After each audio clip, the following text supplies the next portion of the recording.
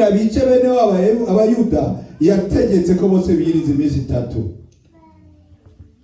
Le jeune a refusé devant le roi, il dit, je ne mange rien, je ne bois rien.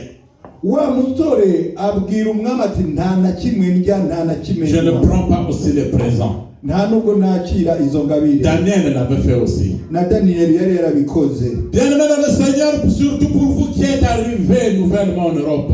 Bakundwa muri Kristo cyane cyane mwebwe mucitse muri ibi bihugu vuba. Quand vous avez prié, la première réponse était oui, je vais dans cette église. Et vous êtes venus. Igihe mwasenga ubwa mbere inyishu yabaye ego kandagiye muri itorero kandi mwaraje. Mais faites attention parce qu'il y a ce qu'on appelle des églises de pain.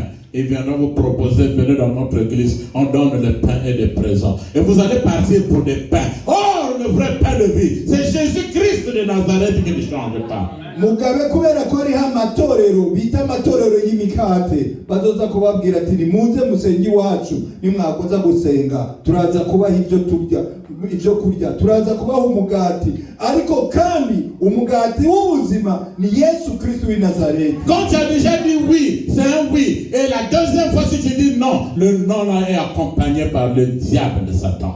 Iyo wamaze kwemera ukavuga tego niyo ego ya mbere kwiye kuko oya ya uhindure ukavuga ego ya kabiri iyo ego ya kabiri yazananye na Satani. Nous devons suivre la voie de Dieu ou la voie des hommes. Dutegerezwa gukurikira inzira y'Imana ijwi ry'Imana cyane dutegerezwa. C'est ce qui s'est passé dans le jardin d'Éden. Nivyo vyabaye mu ngo bya Edeni. Dieu a dit à Adam, et vous n'allez jamais manger ce fruit. Imana yabwiye Adamu na Eva ati kuri iki cyamwa nimuze mwigere mufungurako. Et le diable vient de serpent dit, oh, Dieu vous a dit qu'on ne pouvez pas manger ce fruit. Mangez, vous allez voir le secret. La deuxième voie. Satani rero araza ari nk'inzoka arabongora ati Imana burya babwiye ngo nimurye kuri cyamwa ati nimukije murabo kugene muzobona byinshi ijwi rya kabiri bariraje. Ce monsieur avait dit non. Uwo mugabo yari yavuze ngo oya. Il est sorti de la maison du roi victorieux. Wa musore asohoka mu nzu y'umwami afise intsinzi. À chaque fois que nous avons la victoire au ciel, les anges dansent. Il y a la fête.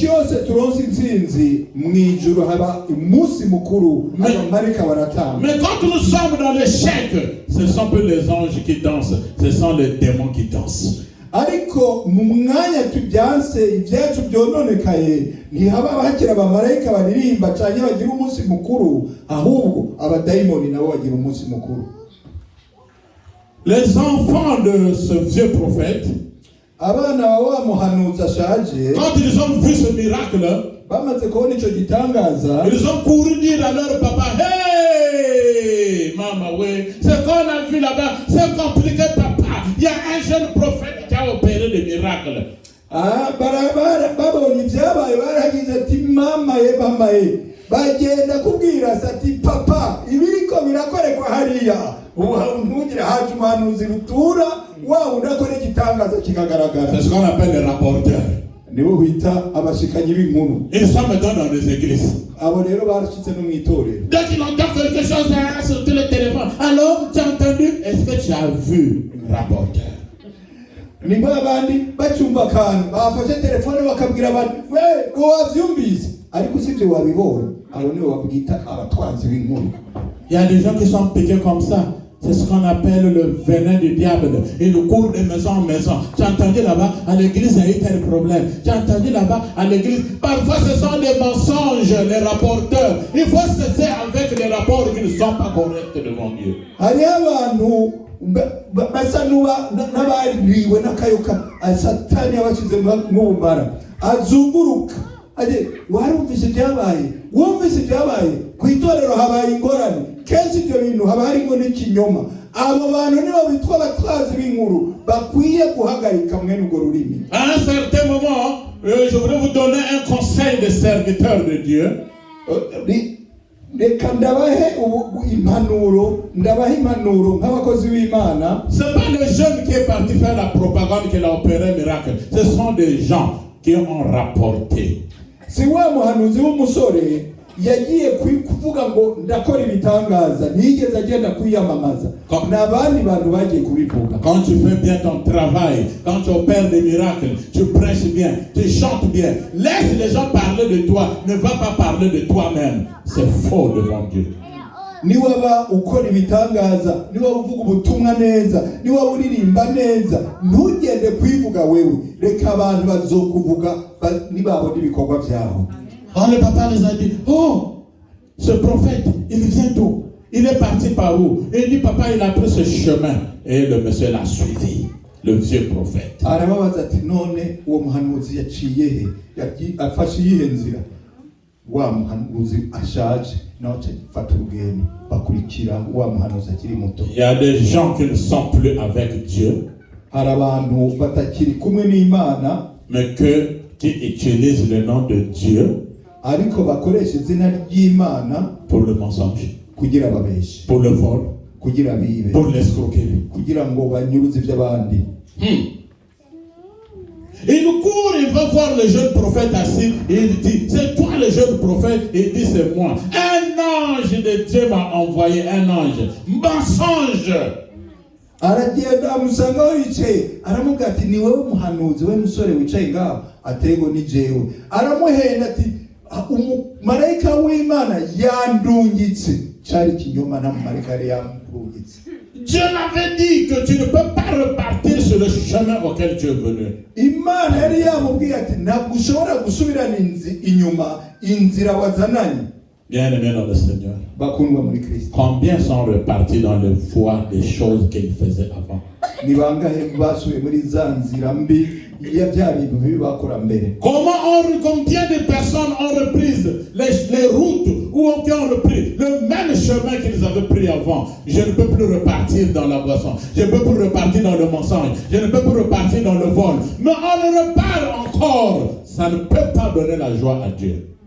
Bakundwa muri Kristo, n'abantu bangahe bari bararahiye ati ntituzosubira mu kaboregwe, ntituzosubira mu binyoma, ntituzosubira mu byaha, ariko bakabisubiramo. Ibyo ntibishobora kunezereza umutima w'Imana. Il devait prendre un autre chemin. Yategetswe gufata iyindi nzira. C'est ce chemin que je vous apprends aujourd'hui. Niyo nzira ndiko nababwira. C'est ce chemin que toi et moi nous connaissons. Niyo nzira jewe nawe tuzi. Le chemin, la vérité et la vie, c'est Jésus-Christ de Nazareth. Inzira n'ukuri n'ubugingo ni Yesu Kristo w'i Nazareti.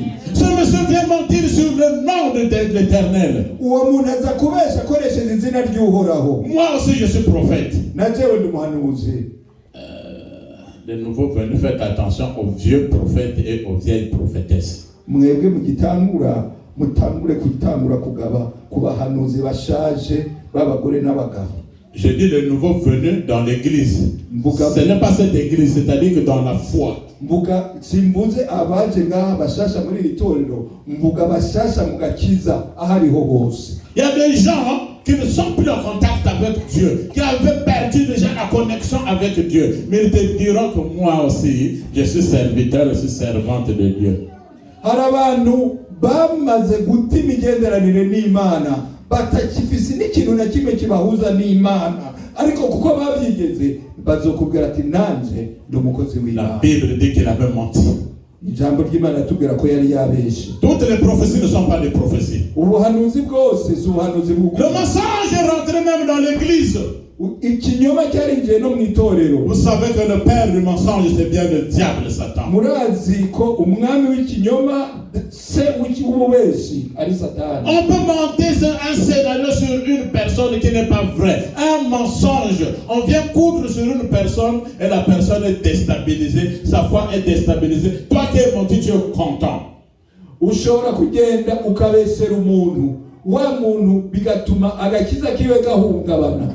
Hanyuma wewe wabeshe nawe ukicara ngaho ukanezera. Le mensonge était réservé aux politiciens. Ikinyoma cyari cyaherewe abakora politiki. Parce que ce que les politiciens venaient dire, sur 100% le réalisaient peut-être 2%. Kubera yuko abakora politiki ibyo baza kuvuga mwijana bakore n'ibyaba ari ijana, ibyaba ari bizima byari bibiri. Mais aujourd'hui le mensonge est rentré dans l'église. Ariko no munsi ikinyoma cyinjiye mu itorero. Ce qu'on n'a pas vu, on vient dire Dieu m'a montré. icyo umuntu atabonye araza akakubwira ngo Imana yanyeretse. Surtout si quelqu'un a des millions, on va inventer. Le Seigneur m'a montré que demain, après-demain, tes affaires vont monter. Mais tu l'as vu avec l'argent? cyane cyane ku bantu bafite amafaranga menshi, abitwa abakozi b'Imana baragenda indimi zigacana ko shapara kuko babonye amafaranga ngo Imana irakongera uzoronka amamiliyoni asanzwe ayafise. Il dit, moi, je ne peux pas aller chez toi. Aramubwira rero ati jewe ntabwo nshobora kugaruka iwawe. Yes, Hachim. Amen. Je vais vous dire quelque chose. Kugira ndababwire ikintu kimwe. Quand Dieu te parle en secret, c'est en secret. Imana iri kwanga nibanga. Yes, Hachim. Amen. Il y a de ces choses que tu ne peux même pas dire à ton mari ni à ta femme parce que le salut est individuel. Hari ibintu udakwiye no kubwira n'umugabo wawe cyangwa n'umugore wawe kuko agakiza nukumumwe ku giti cye. Moi qui vous parle, j'ai de ces secrets. Nanje ndiko ndababwira ndafise ibanga. La manière dont Dieu m'avait parlé Ku Imana iba yarambwiye pour que je vienne dans ce ministère, kugira nze gukora muri iri je ne torero. pourrais le dire ni à ma femme, ni à mes parents, ni à quelqu'un. Ça reste mon secret jusqu'à la mort. Ntabwo nshobora kubwira n'umugore wanje n'abana banje biguma ari ibanga banje gushika mvuye. Yes, Hachim. Amen. Qu'il en soit de même pour vous. Namwe bize bibe nk'uko kuri Il y a des mwe. secrets qu'on peut partager. Hariho amabanga kizira kuvuga. L'homme quittera son père et sa mère, s'attachera à sa femme, les deux deviendront une seule chair, mais pas un seul esprit. Naho ijambo rivuga ngo umugabo azova kwa se na nyina ngo yifatanye n'umugore babo umubiri umwe, ariko rivuga ko bazoba umubiri umwe batazoba umwuka umwe. Quand Dieu a choisi Moïse, est-ce qu'il avait choisi la femme de Moïse? Igihe Imana yahitamo Mose, yahisemo n'umugore wa Mose. Quand il a choisi Josué, vous avez entendu parler de la femme de Josué? Igihe yahitamo Yosuwa, mwarigeze mwumva umugore wa Yosuwa. Donc ce que le Seigneur te parle personnellement, c'est parce qu'il veut que tu sois sauvé. Même quand on sera sauvé, le salut est individuel. Le salut n'est pas en groupe, le salut n'est pas dans le mariage, le salut est personnel. Amen. Imana niyo yabikubwiye ishaka uzoshika mu ijuru. Rero agakiza n'umuntu umwe, agakiza saka umuryango, saka umugabo n'umugore, nakawe gusa umwe. Vous allez dire que le pasteur s'attaque trop à notre frère Samson de la Bible. Muhava muvuga ngo pasteur aravuga cyane mwene data Samusoni wo muri Bibiliya. Je l'aime bien. Ndamukunda. Mais pour moi, vraiment, c'est un frère qui nous a déçus. Ariko kuri jewe ni mwene data yatumara amazi. Il avait cette tresse. Yari mfise ibitsibo ndwi. Dieu l'avait dit que c'est un secret. Imana yari yamubwiye ati nibanga. Le rasoir ne peut jamais passer sur ta tête. Ugwembe cyane ntakare n'igice ku mutwe wawe. À cause des caresses de la femme. Kubera umugore yamukorakoye. Tu connais, chérie, tu peux enlever ça, c'est ça ma force. Mais tu as perdu ta force. Oh mon Dieu. Urabizi gasheri wanje, urabizi ko umbuye kwibi. Imbaraga zawe zizoca zihera. Sachez garder ce que le Seigneur vous a dit personnellement. En parlant de son secret, il avait montré sa faiblesse au mensonge à ce monsieur qui était venu le mentir. Mu kuvuga ibanga ryiwe ndiko ndavuga tuvuga wa muhanuzi mu kuvuga ibanga ryiwe yari yahejeje kwereka wa wundaje ibanga ryiwe akishobora kumusambura. Mission échouée. La mission avait réussi avant. Chez le roi, il avait dit non. Mais comme il entendait qu'un ange m'a parlé, il dit maintenant oui.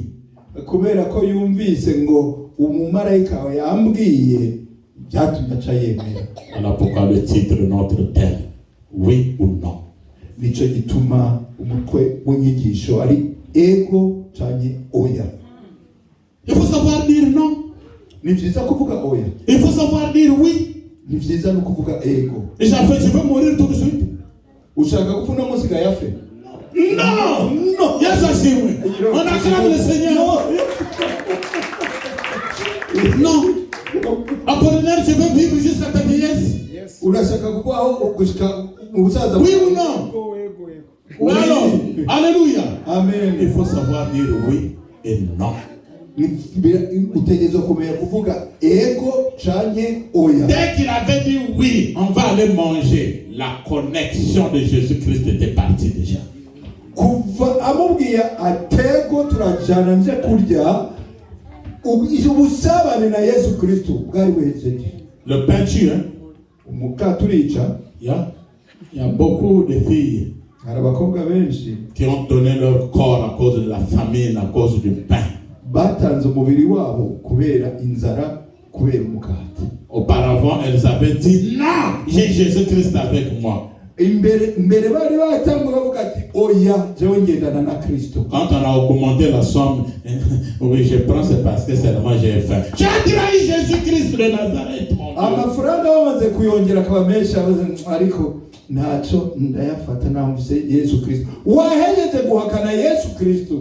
Des hommes qui sont partis vers les loges. Avant, ils disaient non, je ne peux pas être un sataniste. J'ai Jésus-Christ avec moi. Viens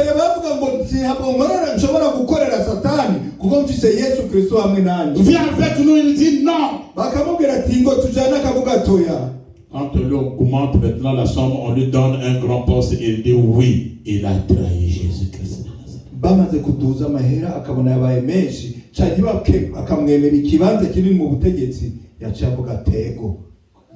C'est toi qui m'écoutes aujourd'hui. C'est toi qui me suis aujourd'hui. Si Dieu t'a laissé encore en vie, parce que la mission qu'il t'avait donnée n'est pas terminée. Regarde autour de toi combien des amis sont morts. Combien de gens de ta famille sont morts. Et pourquoi tu continues à vivre aujourd'hui? Parce que tant que la mission est en toi, tu ne mourras pas.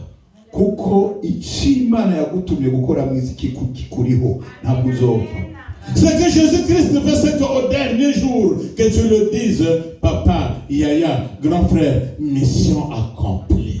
Ico Yesu ashaka kuri wewe nuko ku munsi w'imperuka umubwira ati data mukuru rwanje ico wari waradumye mwisi arakira.